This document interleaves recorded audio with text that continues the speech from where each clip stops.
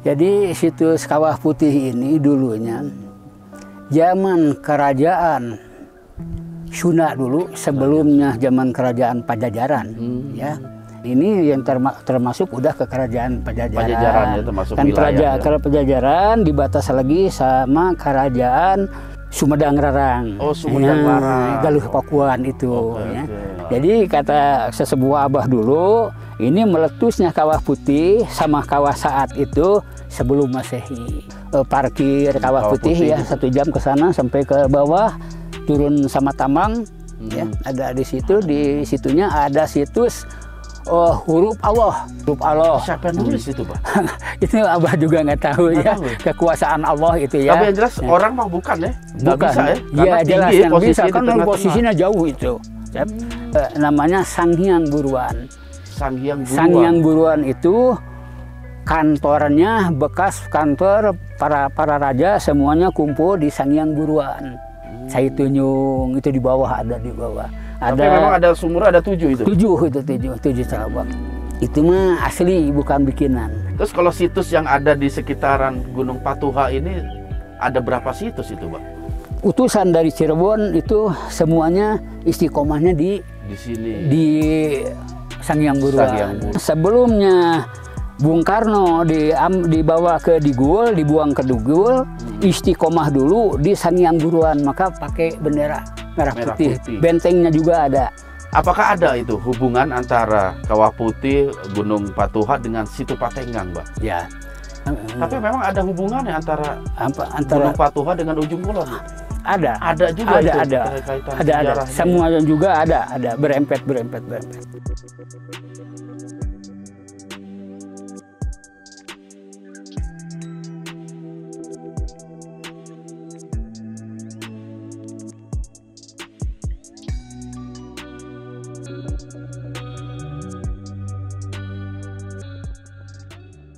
Bismillahirrahmanirrahim. Assalamualaikum warahmatullahi wabarakatuh. Alhamdulillah. Wassalatu wassalamu ala rasulillah wa ala alihi wa sahbihi wa mawalah. La hawla wa la quwata illa billah amma ba'd. Sahabat syiar dimanapun kalian semua berada, syukur alhamdulillah pada siang hari ini saya beserta kru dari Syiar Dalam Gelap telah berada di salah satu destinasi wisata yang sangat terkenal di Kabupaten Bandung, yaitu Kawah Putih. Kawah Putih berada di Gunung Patuha atau masyarakat setempat mengenal dengan nama Gunung Sepuh yang terletak di Kecamatan Rancabali, Kabupaten Bandung. Posisi saya saat ini tepat di samping salah satu situs yang ada di Gunung Patuha, yaitu situs Sunan Ibu dan Sunan Rama. Dan syukur alhamdulillah pada siang hari ini saya ditemani oleh Jupel ataupun juru pelihara, yaitu Bapak Anom yang telah dilantik untuk memberikan penjelasan seputar sejarah dari lokasi-lokasi situs yang ada di lokasi ini. Assalamualaikum Abah Anom. Waalaikumsalam warahmatullahi ta'ala wabarakatuh. Alhamdulillah bisa ketemu silaturahmi nih Abah ya. Amin, alhamdulillah. Iya. Alhamdulillah. Sesuai dengan namanya Abah Anom kelihatannya masih tetap muda ya. Ya. Walaupun Abah umurnya berapa, Bah? 72. 72. Kalah yang umurnya 27, Bah. Ya, Abah Iya. jejak tadi ke atas jalannya, wah Iya. gagah bener. Yang umur 27 Iya. ngap-ngapan juga ke sini. Ya, Saya mudah-mudahan termasuk yang semuanya umur juga 27 ada ngap. rahmatnya ya. Abah Anom, syukur alhamdulillah ya akhirnya kita sampai juga di sini ya. Iya. Ya dengar cerita sih memang kemarin-kemarin itu bahwa lokasi yang kita adakan sebagai tempat wawancara itu situs Sunan Ibu itu nanjaknya lumayan. Iya, lumayan. Tapi alhamdulillah kita semua beserta kru bisa sampai ke tempat ini juga, Bah. Iya. Pertama sekali nih, Bah, mungkin saya secara pribadi, kru dan juga masyarakat setempat nih, Bah, ini pengen tahu nama Kawah Putih Ciwidey itu kan udah terkenal. Iya. Bukan saja mengundang turis-turis lokal, tetapi juga banyak mancanegara juga yang menikmati asing. keindahan dari Kawah Putih di Gunung Patuha Ciwidey ini, Bah. Bah Anom, saya pengen tahu nih, Bah, cerita sejarah yang berkaitan dengan Kawah Putih, juga situs-situs yang ada di tempat ini. Sejak kapan sih ditemukannya Kawah Putih ini, Bang? Ya, alhamdulillah, wa syukurillah, Abah sama-sama udah bertemu, bisa silaturahmi sama rombongan, khususnya Pak Haji ya yang jadi ketuanya ini. Alhamdulillah, mudah-mudahan ini cerita situs ini mengenang di hati. Kalau ada misalnya kesalahan, Abah itu masalah Abah dari ucapan Abah ya. Begini, jadi situs Kawah Putih ini dulunya zaman kerajaan Sunda dulu, sebelumnya zaman kerajaan Pajajaran, ya itu ada kerajaan Sunda yang yang notabene-nya kepercayaannya Sunda Wiwitan. Oh, Sunda Wiwitan. Sunda Wiwitan atau dulu. Sunda Buhun itu? Ya, Sunda Buhun. Sunda Buhun ya. Ya, Sunda Buhun. Nah, di situ kerajaan-kerajaan itu masih ada resi. Oh, keresian ya. Keresian. Sebab agama Islam, Buddha itu masih belum datang. Kan seagama Buddha itu di bawahnya sama Sang Siddhartha Gautama ke daerah Jawa yang sebelah sananya, daerah Jawa Timur, Jawa Tengah kebanyakannya. Jadi masyarakat sini masih mengenal Sunda Wiwitan. Masih Sunda Wiwitan. Jadi belum ada terkontaminasi dengan ajaran dari luar ya. Dari luar. Itu ajaran asli sini ya. Ya. Pertengahan kesundaan ini ya itu ngadeg kerajaan-kerajaan yang nggak lupa lagi kerajaan Siliwangi, Pajajaran. Ya, Pajajaran ini yang termasuk udah ke kerajaan Pajajaran. Ya, termasuk kan kerajaan Pajajaran dibatas lagi sama kerajaan Sumedang Larang. Oh, Sumedang Larang. Galuh Pakuan itu ya. Nah, ini ada resi yang pengacara atau penasehat negara itu ya dinamai Resi Agung Kasepuhan. Oh, Resi Agung Agung Kasepuhan yang dinamai ini di Kawah Putih ya dinamai Sunan Ibu Sunan Rama, sebab kesaktiannya itu bisa mencala putra mencala putri. Oh, gitu. Mencala putra mencala putri. Ya, jadi mengambil nama gunung. Sebab gunung sepuh ini dari Kawah Saat sampai Kawah Putih, malah nanti Pak Tenggang Maya sama Abah bahas, ini meletusnya tidak ada catatan di sejarah, cuman sebelum Masehi. Katanya gitu Abah ya. Betul. Katanya itu. Jadi abad sekian aja gitu. Jadi kata sesepuh Abah dulu, ini meletusnya Kawah Putih sama Kawah Saat itu sebelum Masehi. Malahan dijajahnya sama Belanda ini selama 400 tahun ya. Nah, ini ketemunya Kawah Putih ini malahan diambil bererangnya dari tahun 20-an. Dari tahun 20-an diambil bererangnya sampai tahun 30. Sesudahnya sesudah itu udah stop karena waktu itu tahun 28 ada pemberontakan Muso. Oh, Muso ya. Tahun 8 PKI Muso. Nah, iya tahun itu. Nah, malahan ini alhamdulillah Kawah Putih ini dari tahun ke tahun itu ketemunya ini Kawah Putih sama reng-rengan peneliti orang Belanda. Oh, orang Belanda yang orang Belanda ya. Orang Belanda itu namanya Tuan Boska. Boska. Oke, obat sakit kepala Boska. Iya. Tuan Boska ya dulu Boska, ya. Itu ketemunya sampai malahan situs di Kawah Saat. Cuman dari sinilah perjalanan hampir 1 jam lah dari bawah parkir Kawah Putih ya, 1 jam ke sana sampai ke bawah turun sama tambang ya, ada di situ. Di situnya ada situs huruf Allah. Ada huruf Allah. Ada huruf Allah. Ke atasnya 100 meter, ke bawahnya 200 meter. Di situ ada cadas putih Di situ ada tulisan huruf Allah. Siapa yang nulis itu, Pak? Itu Abah juga nggak tahu ya. Kekuasaan Allah itu ya. Tapi yang jelas orang mah bukan ya. Nggak bisa ya. Iya jelas tinggi, yang bisa kan posisinya jauh itu. Sedangkan Kawah Putih itu di bawahnya ada 2 hektar. 2 hektar. 2 hektar. Ya? Cuman saat dulu mah disebutnya Kawah Saat, kalau sekarang mah disebutnya Sunan Karomah. Oh, itu Karomah, Kawah Saat itu gitu. Alhamdulillah itu ya. Atau ke bawahnya dari situs-situs ini ke bawahnya ada lagi penjarahan. Oh, ada penjarahan juga. Itu namanya Sanghyang Buruan. Sanghyang Buruan itu kantornya bekas kantor para raja, semuanya kumpul di Sanghyang Buruan. Jadi ngasih wejangan-wejangan Resi Agung Kesepuhan itu di Sanghyang Buruan. Di Sanghyang Buruan ada patilasan tempat susucinya yang disebut Cai Tunjung. Cai Tunjung. Artinya apa Tunjung? Cai Tunjung dari tahun 2020 sekarang ya, dari sekarang disebut Sumur Tujuh. Padahal ya dulunya Citunjung. Cai Tunjung itu di bawah, ada di bawah. Tapi memang ada sumur, ada 7 itu? 7 Sarawak. Itu mah asli, bukan bikinan. Bukan. Alam itu alam, ya? Itu alam. Alam ya? Alam. Jadi tempat mandinya.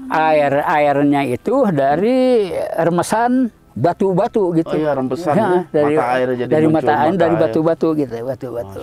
Cuman ada hujan, musim hujan kemarau juga, segitu aja airnya. Oh, enggak nambah. Enggak berkurang ya. Enggak itu berkurang. Jernih airnya itu, Pak? Apa? Airnya jernih. Bisa diminum? Bisa diminum. Alhamdulillah tuh ya. Aduh, ke bawahnya, Cep. Ke bawahnya dulu sebelumnya ada kampung di Cimangu, ada kampung besar. Di namanya Kampung Cibogo.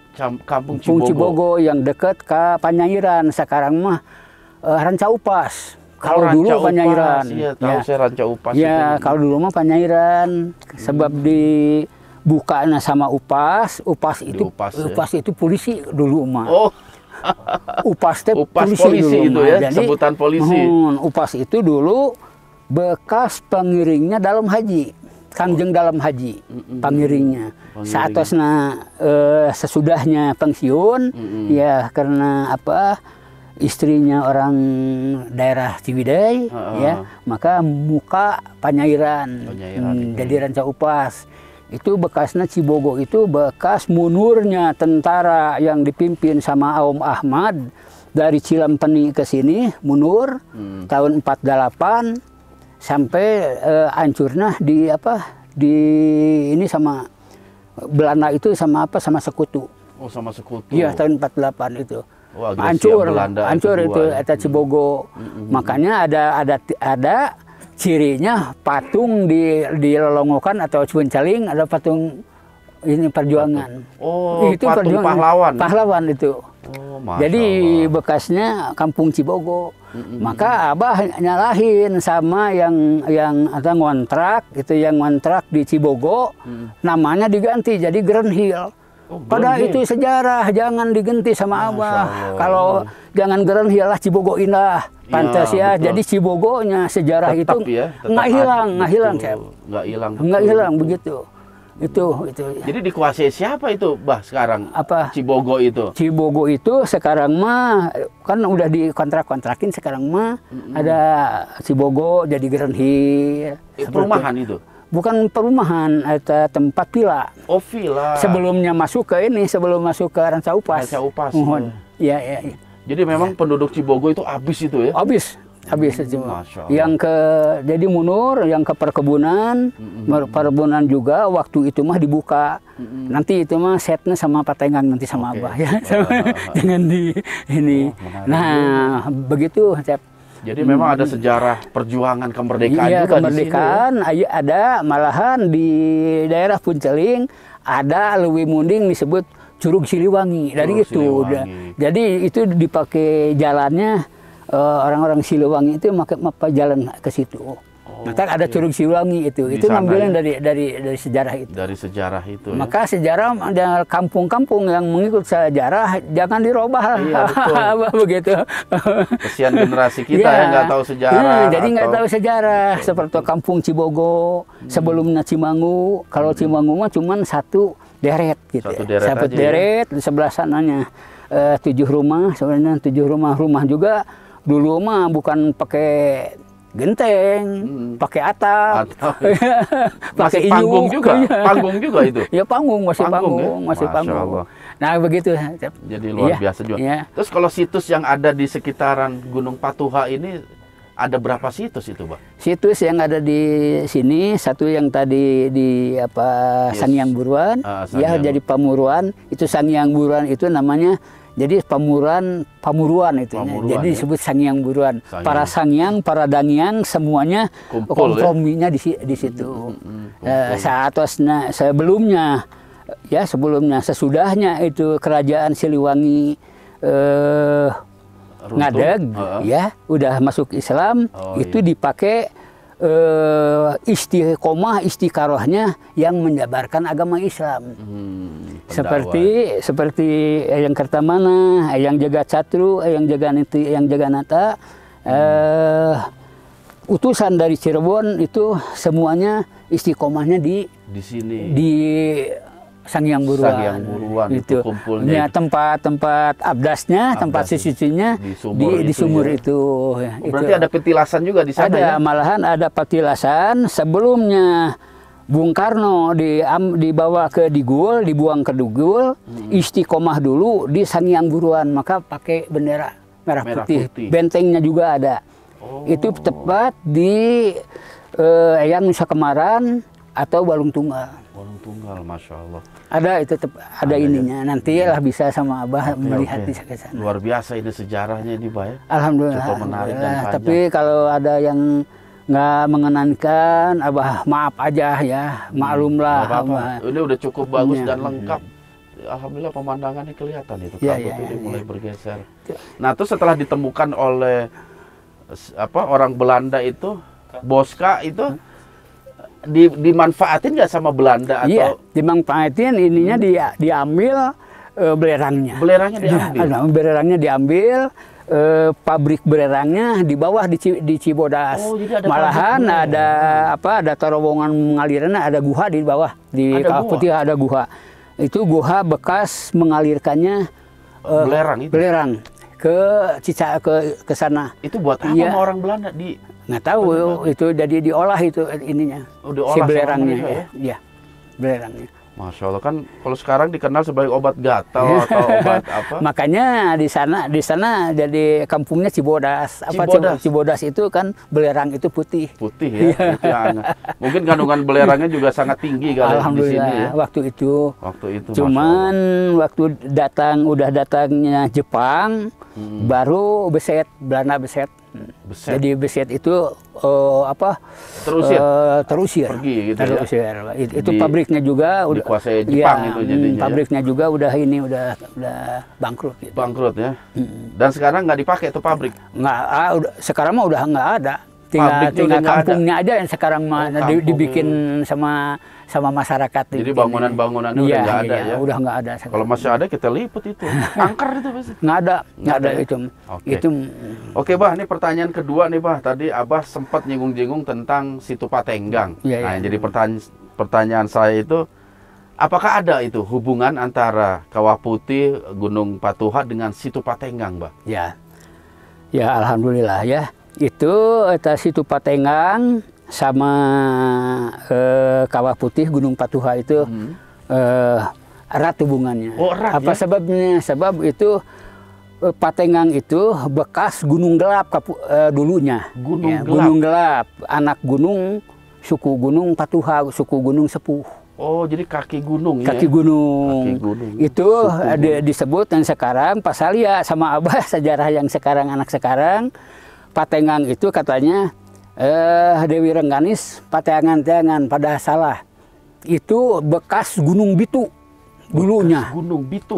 Dulu nggak tahu tahun berapa sebelum Masehi lah. Cerita-cerita zaman dulu ya. Zaman dulu itu Gunung Bihu itu malahan disebut Patengang teh itu gunung gelap, disebut Gunung Peteng. Petengan, jadi gunung, jadi Petengan teh gunung gelap. Situ. Abah ngambil itu dari kasbukna yang Jagat Satru yang disimpan di Mamarurah, Rurah Desa Lebak Muncang dulu. Jadi memang ada kasbuk, tercatat ada tercatat itu. Sampai sekarang ada itu. Dulu mah yang seberangnya kan sekarang Balakasap. Karena di sana ada Merbu orang Belanda namanya Tuan Balakasap. Ya, kalau dulu mah sebelumnya itu disebutnya Tanah Merah, Tanah Berem istilah Sunda mah. Keseberang ke Tanah Berem. Karena yang punya orang bule kali. Sesudahnya orang Belanda di sana, jadi Merbu itu ahli pengobatan ya, namanya Tuan Balakasap.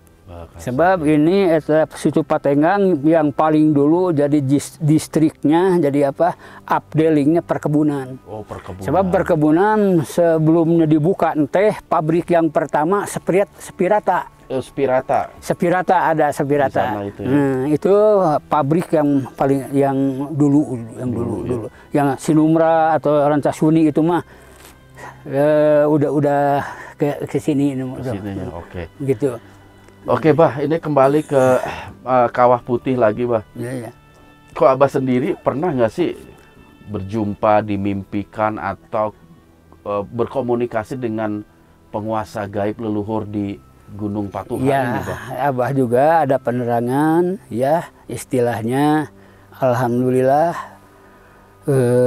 Jadi Abah pengen yang sebetul-betulnya jangan salah kaprah, ya.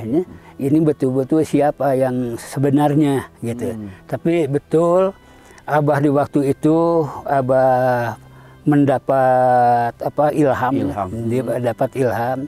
Betul-betul di sini daerah Gunung Patuha atau daerah Sunda atau Jawa Barat ya, ada dulunya kerajaan Sunda. Sebelum kerajaan Sunda dulu. Sudah itu ada kedatangan orang-orang yang berjubah menerangkan ini benar-benar sejarah ini benar-benar keturunan Sunda. Sunda. Selain anak-anaknya semua Sunda yang aslinya yang ada di daerah Kulon, Ujung Kulon. Karena buyut Abah dari Ujung Kulon. Juru kunci Ujung Kulon, buyut itu Abah. Ya. Tapi memang ada hubungannya antara Gunung Patuha dengan Ujung Kulon. Ada juga itu. Ada. Semuanya juga ada berempet. Gitu. Masya Allah. Nah, gitu, Cep. Berarti memang cukup tua ya sejarah. Tua sejarah, cuman belum separohnya belum terkuak. Belum terkuak. Menarik ini. Seperti ini ya, Cep Haji. Seperti ada tulisan Allah itu ya? Allah di tebing kawasat. Kan itu belum ada yang ya, itu. Cuman Abah sama wartawan waktu itu dari Kompas sama Buana itu bisa dipoto waktu itu. Bisa dipoto. Masih punya fotonya? Kalau nggak salah mah udah di Sparbud. Di Sparbud ya. Oke.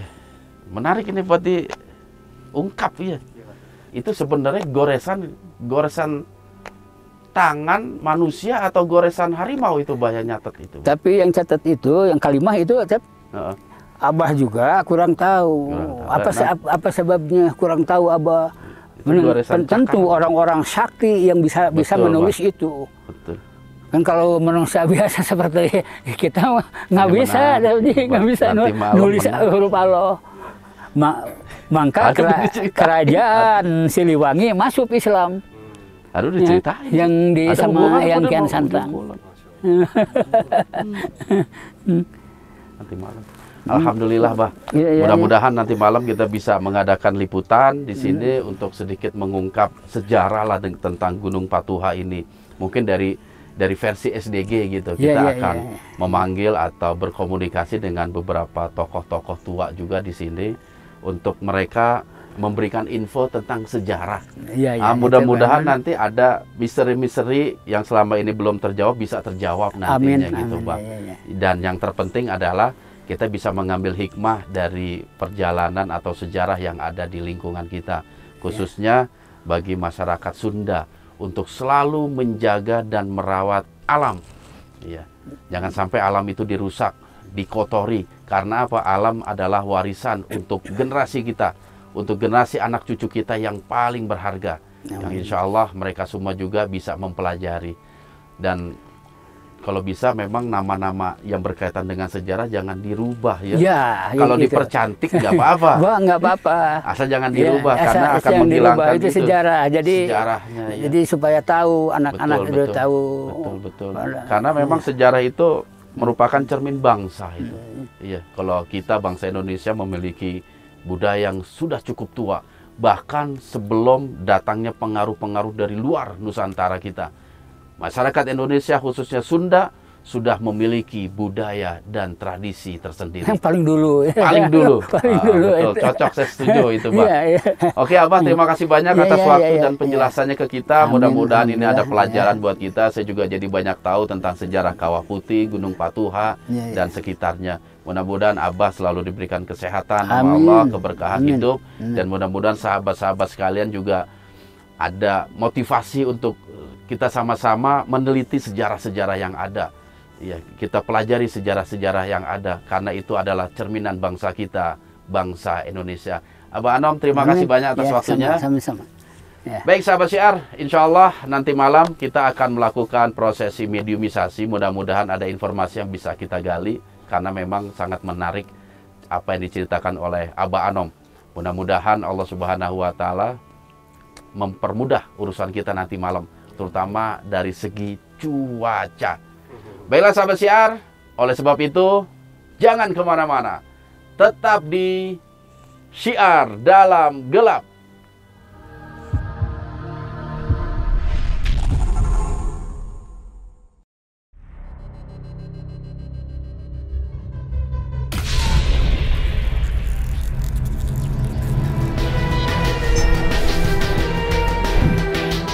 Assalamualaikum